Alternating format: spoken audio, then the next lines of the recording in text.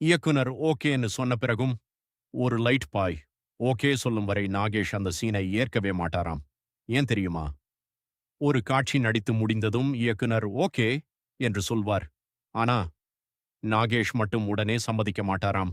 அவர் நேராக மேலே லைட் அமைத்திருக்கும் இடத்தை பார்ப்பாராம். அங்கே ஒரு லைட் பாய் உட்கார்ந்திருப்பார். அந்த லைட் பாய் சரியில்லை என்பது போல் தலையசைத்தால் உடனே நாகேஷ் இயக்குனரிடம் சார் இன்னொரு டேக் போகலாம் என்று சொல்லிவிடுவாராம். மறுபடியும் அதே காட்சியை நடித்த பிறகு மீண்டும் அந்த லைட் பாயை தான் பார்ப்பாராம்.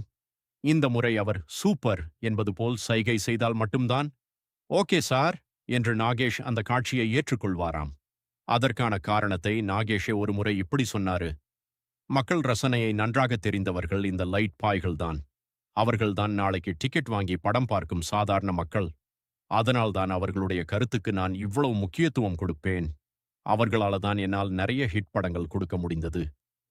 அதனால தான் நாகேஷ் ஒரு சிறந்த நடிகர் மட்டுமல்ல, மக்களின் மனசை புரிந்து கொண்ட